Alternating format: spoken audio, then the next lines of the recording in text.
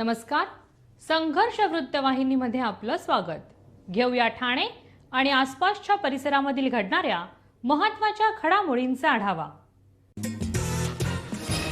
जिम्नॅस्टिक्समध्ये ठाण्याच्या आर्यन दवंडेची सोनेरी हॅट्रिक. सलग 3 खेलो इंडिया स्पर्धेत सुवर्ण पदक पटकविणारा खेळाडू. ठाण्याचा खेळाडू आर्यन दवंडे याने अपेक्षेप्रमाणे येथे सुरू असलेल्या खेलो इंडिया युवा क्रीडा स्पर्धेतील जिम्नॅस्टिक या प्रकारामध्ये सोनेरी हॅट्रिक साजरी केली आहे. गेल्या 2 स्पर्धांमध्ये किमान 1 सुवर्ण पदक जिंकणाऱ्या या खेळाडूने यंदा वैयक्तिक सर्वसाधारण प्रकारांमध्ये सर्वोत्तम कामगिरी केली व सुवर्ण पदक जिंकले. आर्यन याच्या पुढे प्रणव मिश्रा व डी हर्षित यांचं आव्हान होतं. आर्यन याने 73.200 गुणांची कमाई करत सुवर्ण पदकावरती आपलं नाव कोरलंय. प्रणवला 72.470 गुणांसह रौप्य पदकावरती समाधान मानावे लागले, तर हर्षितने 71.700 गुणांसह कांस्य पदक जिंकले. महाराष्ट्राच्या सार्थक राऊळ याला 7वे स्थान मिळाले आणि 69.566 गुणांची नोंद केली. आर्यन व सार्थक हे दोन्ही खेळाडू ठाणे येथे महेंद्र बाभुळकर यांच्या मार्गदर्शनाखाली सराव करतात. आर्यन हा वैयक्तिक साधन प्रकारांमध्येही सहभागी झाला असून तेथेही त्याच्याकडून महाराष्ट्राला पदकांची अपेक्षा आहे. आर्यन या 18 वर्षीय खेळाडूने कनिष्ठ गटाच्या राष्ट्रीय स्पर्धेत विजेतेपदाचा मान मिळवला आहे. त्याने कनिष्ठ गटाच्या आशियाई अजिंक्यपद स्पर्धेत तसेच जागतिक शालेय क्रीडा स्पर्धांमध्येही भारताचं प्रतिनिधित्व केलं आहे. फ्लोअर एक्सरसाइज, समांतर बार, डबल बार इत्यादी क्रीडा प्रकारांमध्ये त्याची हुकूमत असून आजपर्यंत राज्य व राष्ट्रीय स्तरावरती त्याने भरघोस पदकांची कमाई केली आहे. तो मुलुंड येथील वजे महाविद्यालयात 12वी वाणिज्य शाखेमध्ये शिकत आहे. सर्व नागरिकांना आवाहन करण्यात येत आहे की सध्या डासांमार्फत पसरणाऱ्या डेंग्यू या आजाराचा प्रसार रोखण्यासाठी प्रत्येकाने पुढील प्रमाणे कार्यवाही करावी. डेंग्यू आजार एडिस इजिप्ती हा डास चावल्याने होतो. या डासांची पैदास साचलेल्या किंवा साचवलेल्या स्वच्छ पाण्यामध्ये होते. 8 दिवसांपेक्षा जास्त दिवस पाणी उघडे व साचून राहिल्यास त्यात डास अंडी घालतात. अंड्यांच्या अळ्या तयार होऊन पुढे डास तयार होतात. यासाठी आपल्या घरातील पाणी साठे उदाहरणार्थ बॅरल्स, पिंपे, टाक्या, हौद, रांजणे इत्यादी दर आठवड्याला रिकामे करून घासून पुसून कोरडे करून पुन्हा भरावे. 1 दिवस कोरडा दिवस म्हणून पाळावा. पाणी साठ्यांना घट्ट झाकणे बसवावीत किंवा जुनी साडी, चादर, धोतर यांनी बांधून झाकून ठेवावीत, म्हणजे डास त्यात जाऊन अंडी घालणार नाहीत. घराच्या गच्चीवर, आजूबाजूला, अंगणात कोठेही पाणी साचू देऊ नये. भंगार सामान उघड्यावर टाकू नये. उदाहरणार्थ टायर्स, प्लास्टिक सामान, कुंड्या, टाकाऊ वस्तू इत्यादी. अशा सामानात पावसाचे पाणी साठून त्यात डेंग्यूच्या डासांची पैदास होते. घरातील कूलर्स, फ्रीजच्या पाठीमागील ट्रे हे देखील वेळोवेळी कोरडे करावेत. लक्षात ठेवा, नुसत्या फवारणीने डास घनता कमी होत नाही, तर त्यासाठी डास पैदास ठिकाणे नष्ट करणे ही आपल्या सर्वांची जबाबदारी आहे. कोणताही ताप अंगावर न काढता जवळच्या शासकीय रुग्णालयात मोफत औषधोपचार घ्या. अशा प्रकारे नागरिकांनी सहकार्य केल्यास डेंग्यूचा प्रसार रोखणे सहज शक्य आहे.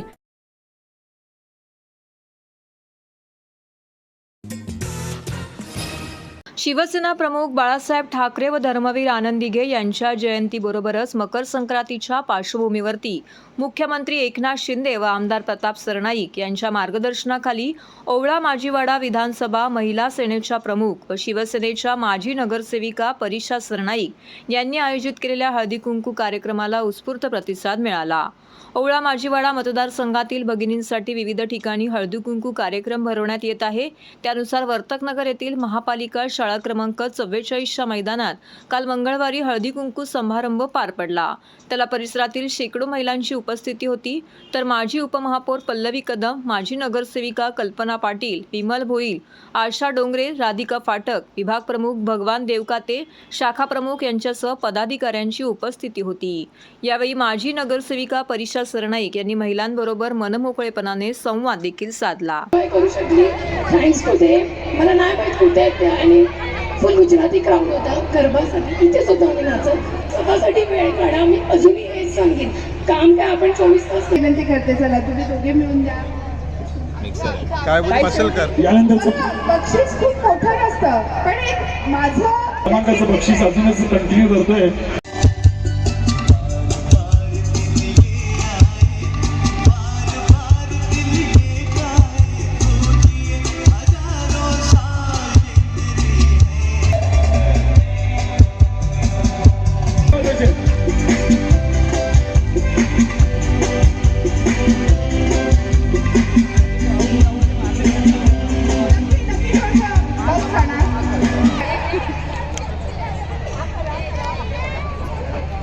हा जो पहिला लकी ड्रॉ या ठिकाणी काढला जातोय, बस बस डोक्यातच आहे. 10वं पारितोषिक मिळणार आहे.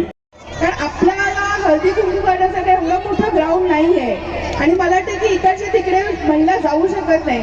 मागच्या वेळी उन्नतीचं ग्राउंड आमच्या भीमनगर, साईनाथ नगर किंवा चिराग नगरच्या महिलांसाठी खूप लांब पडत होतं, म्हणून ह्यावेळी ह्या साईडला केलं की ह्या महिलांसाठी इकडे जवळच्या जवळ. TJSB सौर शक्ती कर्ज, गो ग्रीन, करा वीज बिलावर बचत. आकर्षक व्याजदर, 84 महिने परतफेड कालावधी, 80% लोन, व्यावसायिक आणि उद्योजकांकरता सुद्धा.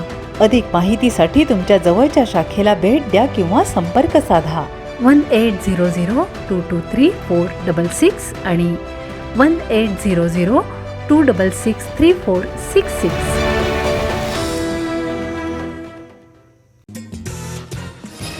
विधान परिषदेचे विरोधी पक्षनेते अंबादास दानवे यांनी नुकतीच ठाणे महानगरपालिकेचे माजी विरोधी पक्षनेते शानू पठाण यांच्या निवासस्थानी भेट दिली. या भेटीदरम्यान दोघांमध्ये सुमारे 2 तास चर्चा झाली.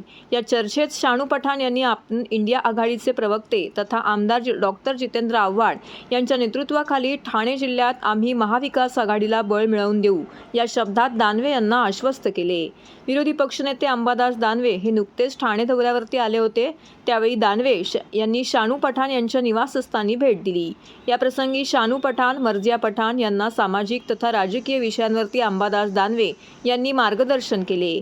मर्जिया पठाण यांच्या कामाबद्दल आपणाला माहिती मिळत असून मर्जिया ही सामाजिक जाणीव असलेली तरुण असून तिच्या कामामुळेच ती जनतेमध्ये लोकप्रिय होत आहे, अशा शब्दात दानवे यांनी मर्जिया पठाण यांचं कौतुक केलं.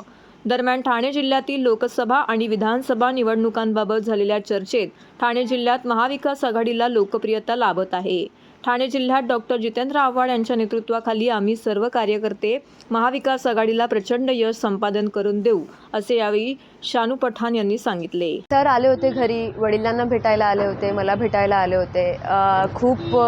त्यांनी खूप तारीफ केली आमच्या कामाची की खूप चांगलं काम करत आहे आणि त्यांनी आम्हाला सांगितलं की पुढे तुम्ही असंच काम करत राहा आणि काय पण असू दे मी तुमच्या मागे आहे, काय पण असू दे तुम्ही मला कधीच सांगू शकत, मी तुमच्या मागे आहे. सरांनी आशीर्वाद दिला आणि खूप शिकवलं की कसं राजकारणामध्ये काम करायचं, ग्रासरूट काम कसे करायचे. तर त्यांनी आशीर्वाद दिला आणि खूप डिस्कशन तर खूप मोठा झाला आहे, पण एवढा काय बोलू शकत नाही मी. म्हणजे 1.5-2 तासाचे डिस्कशन मी 2 मिनिटाची बाईटमध्ये तर कवर करू शकत नाही, पण मोठा सांगू तर त्यांनी ओव्हरऑल सिच्युएशनवर खूप शिकवलं मला आणि खूप चांगली डिस्कशन झाली. तर एवढे मोठे लीडर पण आहे आणि एवढे ग्रासरूट लीडर पण आहे, तर त्यांना भेटून मला खूप चांगलं वाटलं. त्यांनी खूप शिकवले आम्हाला की कसं पुढे व्हायचं आहे, कसं पुढे काम करायचं आहे, ग्रासरूटनी लोकांसाठी कसं काम करायचं आहे.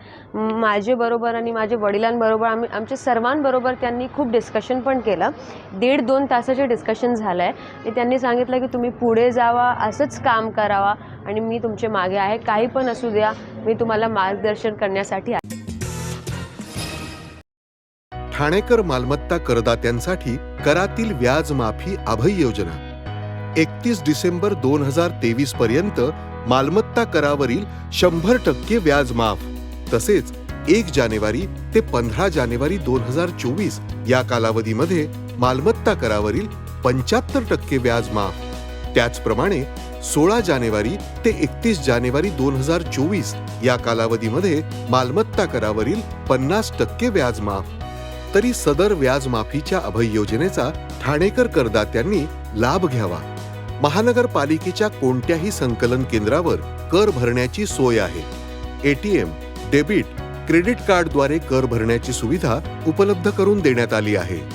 सोमवार ते शनिवार या दरम्यान सकाळी 10:30 ते सायंकाळी 5 वाजेपर्यंत संकलन केंद्राची वेळ असून करदात्यांच्या सोयीसाठी रविवारी संकलन केंद्र सकाळी 10:30 ते दुपारी 1:30 वाजेपर्यंत सुरू ठेवण्यात येत आहेत. यासोबतच ठाणे महानगरपालिकेच्या propertytax.thanecity.gov.in या संकेतस्थळावर ऑनलाईन पद्धतीने मालमत्ता कर भरण्याची सुविधा उपलब्ध करून देण्यात आली आहे. तसेच गुगल पे, फोन पे, पेटीएम आणि भीम ॲपद्वारे आपला कर सुलभतेने जमा करू शकता. ठाणे महापालिका क्षेत्रातील सर्व करदात्यांना विनंती आहे की आपण या व्याज माफी अभय योजनेचा जरूर लाभ घ्या आणि आपला मालमत्ता कर लवकरात लवकर महापालिकेमध्ये जमा करून महापालिकेस सहकार्य करा. धन्यवाद. बोलो सियावर रामचंद्र की जय. जय श्रीरामच्या गजरात व मंगलमय वातावरणात हिरानंदानी इस्टेट परिसरात भव्य शोभायात्रा व कलश यात्रा काढण्यात आली. या यात्रेत भाजपाचे माजी गटनेते मनोहर डुमरे यांच्यासह असंख्य रामसेवक सहभागी झाले होते. वाद्यांचा गजर आणि मंगलमय वातावरण, भगवे झेंडे घेत रामभक्तांनी श्रीरामाचा जप करीत जल्लोष केला. या मिरवणुकीवरती पुष्पवृष्टी करण्यात आली. या भागातील संपूर्ण वातावरण राममय झाले होते. कलशाचे दर्शन घेण्यासाठी भाविकांमध्ये लगबग सुरू होती. या दर्शनाने भाविकांची मने तृप्त झाली. प्रभू श्रीरामाची मूर्तीबरोबरच बालकलाकारांनी रामायणातील पात्रांची वेशभूषा करीत भाविकांचे लक्ष वेधून घेतलं. हिरानंदानी इस्टेटमध्ये अवतरलेला श्रीराम दरबाराच्या दर्शनाने भाविकांना गहिवरून आले. अखेर श्री गणेश मंदिरात महाआरती करून शोभायात्रेची समाप्ती करण्यात आली. या यात्रेमध्ये माजी खासदार विनय सहस्त्रबुद्धे, आमदार निरंजन डावकरे, माजी नगरसेवक संदीप लेले, जिल्हा सरचिटणीस विलास साठे यांसह इतर भाविक मोठ्या संख्येने सहभागी झाले होते. हा प्रभागच नाही, संपूर्ण भारतच हा जल्लोषात आहे. आज रामाची आज मूर्तींचं प्रतिष्ठापना होते. 500 वर्षानंतर माननीय देशाचे लाडके पंतप्रधान मोदीजींच्या माध्यमातून आज राम मंदिर पूर्णत्वास आलेलं आहे आणि संपूर्ण देश, संपूर्ण गाव, गल्ली, कोणतंही संकुल असू द्या, तिथे हा मोठा जल्लोष आहे. आज ठाण्यामधील ह्या हिरानंदानी संकुलामध्ये ही मोठी प्रभात फेरी आणि झाके काढलेली आहे. पूर्व, पश्चिम, उत्तर, दक्षिण, खाली, वर जिथे बघाल तिथे राम आहे आणि संबंध जग राममय झाल्याचं आहे. हे केवळ आपल्या देशात होतंय असं नाही, तर जगभर सगळीकडे रामधून आहे आणि राममय असं वातावरण आहे आणि त्यामुळे एका नव्या युगाचा प्रारंभ झाला आहे. आपल्या देशामध्ये आज जी प्राणप्रतिष्ठा होते ती देशाच्या स्वाभिमानाची प्राणप्रतिष्ठा आहे, देशाच्या अस्मितेची प्राणप्रतिष्ठा आहे आणि म्हणून हा अत्यंत ऐतिहासिक क्षण आहे. त्यामुळे सगळेजण आनंदामध्ये रस्त्यावरती येऊन रामनामाचा जयघोष करतात. आज संपूर्ण देशभर सर्वसामान्य भारतीय हिंदू नागरिक हे जल्लोष साजरा करत आहेत. प्रत्येकाला आनंद आहे की हजारो वर्षाचा एक कलंक 1992च्या दिवशी मिटला होता 6 डिसेंबरला, परंतु त्या ठिकाणी रामललाचं अत्यंत सुंदर, भव्य, दिव्य एक जगामध्ये प्रतीक बनेल असं मंदिर बनवून आज त्या ठिकाणी त्याची पुनर्स्थापना झालेली आहे. आज या ठाणे शहरामध्ये हिरानंदानी इस्टेट ब्रह्मांड परिसरात माझे सहकारी मनोहरजी डुमरे यांच्या पुढाकारातून अत्यंत देखणा असा समारंभ आयोजित करण्यात आला आहे. रामाच्या मूर्ती आहेत, राम दरबार एक प्रकारचा लाईव्ह काही लोकांनी वेशभूषा करून रथामध्ये आरूढ झालेले आहेत. पुष्पवृष्टी करण्यात आली आहे. अत्यंत सुंदर, सात्विक आणि उत्साहाचं वातावरण आहे. तर हे होतं संघर्ष वृत्तवाहिनीचं आजचं बातमीपत्र. उद्या पुन्हा भेटू याच वेळी याच ठिकाणी ताज्या घडामोडींसह. तोपर्यंत नमस्कार.